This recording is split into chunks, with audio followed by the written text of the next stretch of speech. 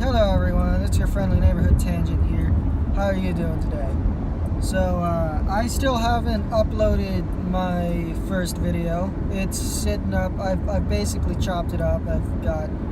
It's honestly like 40 minutes long, and I think I'm gonna cut it into 3 videos. But I'm not entirely sure where to cut it up. But anyway, you would be surprised how many times a day, or how many times while talking, you say or It's amazing. Like, you have no idea how much I just cut out of my first video.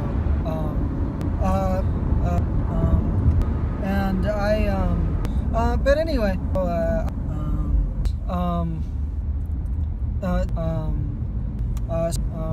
but anyway,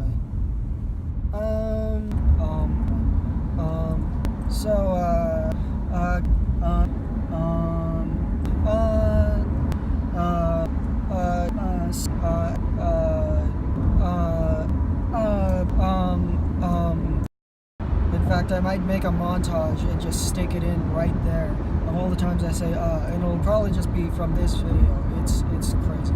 But anyway, I guess I'm doing okay today. I'm going to visit a friend, so I've got like a 20-minute drive, so I get to talk to you guys for a little bit. Don't know when I'm going to work today. I'll probably work after I stop visiting. I don't know how that's going to go. We'll see.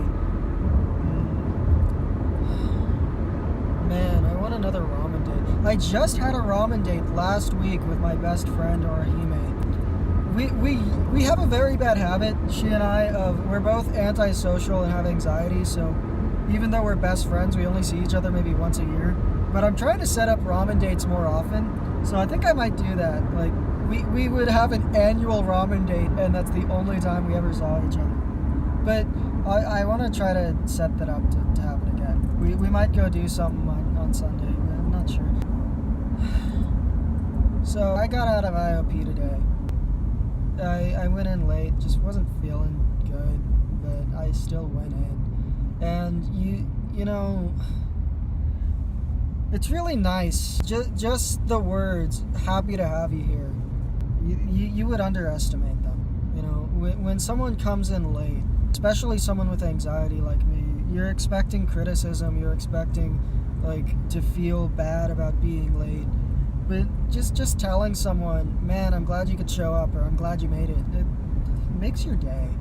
And that's what my therapist said. And he said it twice now. He said it whenever I'm late. I've only been late twice, luckily. But just the sincerity in it made me feel great, you know?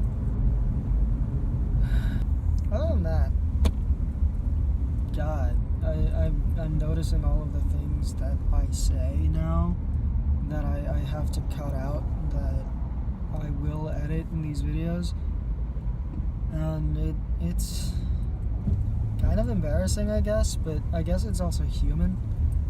You will say a lot, and you've got the you know, but anyway, all that. Yeah, it happens. I might make a montage of it just for you guys to laugh at. I mean, if you can't laugh at yourself, what's the point? Hey cop, bye cop. That is an old cop car, state trooper, but it looks like an early 2001. Holy cow. I'm sorry. No, that car looked like it should have been retired years ago. It's not, I'm not joking with you. That looked like a cop car from 2001, and I was surprised. Ooh, but that is a 2019 Corvette Stingray next to me. Oh, baby. How are you? If I could date a car. Okay, no, I do want a Corvette Stingray some point in my life. I will have one. That is my dream car. That is my baby. I want one. I really want one. Old cop car, though. That was weird. Anyway, how are you guys doing today? Why did I ask that? It's not like you can answer me. No, answer me down in the comments. How are you guys doing today? Talk to me about some stuff. Give me some subjects to talk about in these videos, and I'll talk about them. And I won't shy away from things. I'll do some really weird ones. Like, I'll go Foamy the Squirrel level of controversial here if you want me to. If you like that kind of stuff, I will do it. It's fun. I'm kind of hungry. My friend doesn't usually eat. I might eat before I get there. I wonder if I can get a better mic for my car. That'd be nice. I do have plans. Like, now that I've got an income, I think since I'm depending on my car for income, the first big purchase I'm going to make is probably going to be a dash cam. I like watching dash cam footage on YouTube, but because of that, I've seen a lot of attempted fraud, and that kind of freaks me out. So I kind of want a dash cam now, just so that I can avoid that, because that's scary. Second thing I want to do is get a better video card for my computer, and possibly a terabyte SSD for my computer. So right now, my computer boots up on an SSD, solid state drive, but it's only 225 gigs. It's not a full terabyte, and I keep running out of space on it. Things aren't... I've tried to reorganize, and it's cluttered, and Adobe specifically keeps trying to download all of its stuff onto my solid state drive, to the point that I might have to uninstall all of Adobe and reinstall it on my D drive just to get it to stop. I have a 1 terabyte D drive, but it is a HDD, hard disk. SSD is better. I've heard tale that the candle that burns twice as bright burns twice as fast. I don't know if that's still true, but I do plan to have 1 SSD and 1 HDD. I do need a bigger SSD. But before I do that, I need a better video card. So I spent all of my money in my computer. I saved up $1,000 and I built a good computer. But I did not get a graphics card with that money. I spent it on the motherboard and the SSD and the HDD and the case. I spent it on all of the other stuff, and then I did not have a power supply and I did not have a video card. So I ended up going and salvaging that from old stuff in the computer room at my house. So I don't have a good graphics card. I have one that barely runs Overwatch. I want to get a better one. And that's one of the first things I want to do for fun. But since I'm also a game designer, it's not just fun, it's also kind of my job. It feels weird. It feels weird for a gaming computer to be my living. But, I mean, it's not so much that as making video games. And to make video games, you need better than a gaming computer in some ways. Writing, you don't necessarily need a good computer, but I'm going to need a good laptop so I can write on the go again, because my laptop keeps freezing up, and that's annoying. So that's another expense. After that,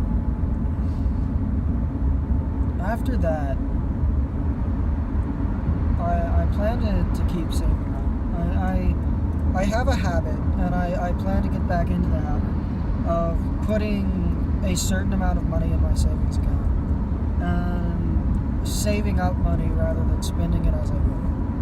And that's a good habit to have, and that's a habit that you really want to keep no matter how much money you're making. So I'm not gonna just buy all new toys.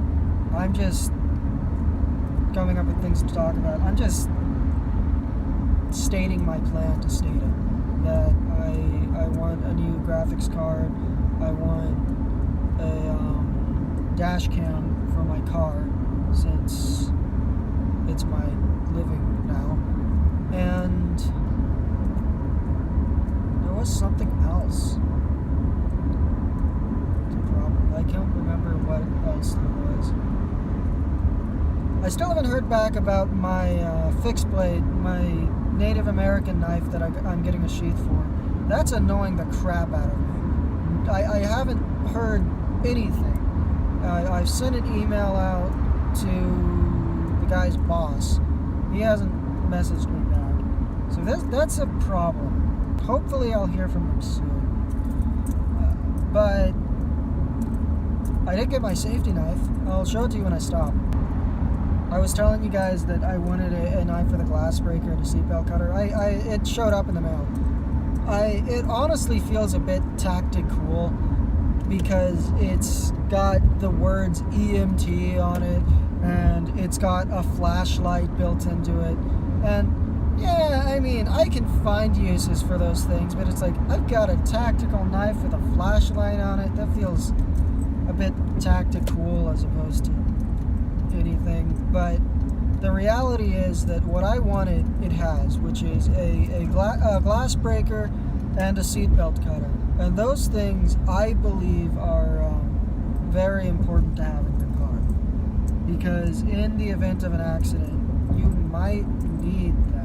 I'm distracted because, well, I'm not distracted. I'm focusing on what I'm supposed to be focusing on, which is I need to get over. And I'm focused on that right now. So anyway, yeah, it does feel a bit tactical, but it also, I mean, $7, and it has the two things that I wanted, which I wanted more than the knife itself. I wanted the glass breaker and the seatbelt cutter, and having that on a knife just feels right, because I was in Boy Scouts, more so than I was raised by a conservative family, or like gun nuts or anything like that. No, I mean, I like guns, but it's not so much that, it's that I was in Boy Scouts, and I was taught to always have a knife, and to always be prepared, and always be prepared for a survival situation. So having a knife that has a safety on it, that, or not a, would you call it a safety? Having a knife that has a locking mechanism on it that you press a button for. Sorry, I stopped in a tunnel right now. You can still see me, that's good. But I'm stopped in a tunnel. Hold on. Yeah, I'm gonna edit this. Hold on. Okay, so where was I? Having a knife with a safety latch on it, so it locks and you press a button to unlock it, with a glass breaker and a seatbelt cutter on it. That just comes from being in Boy Scouts and being taught to be prepared. So I get lost in the wilderness somewhere, or I drive my car into a lake. I don't plan to, but stuff like that. That's, survival is important, and emergency situations are things that they teach you to be prepared for in Boy Scouts. As for the flashlight, I have a thing about red filtered lights. This light is an LED on the knife, which, first of all, I just don't think it's necessary, because I tend to carry a flashlight with me. That's not something everybody does, so it kind of makes sense. But beyond that, I was taught very early on, again in Boy Scouts, that depending on flashlights messes with your night vision. My troop leaders had red filtered lights, and red light is a different wavelength that does not affect your night vision. So you can use red lights to see in the dark without your eyes dilating and being, what you call it? Am I going the right? Yeah, I'm going the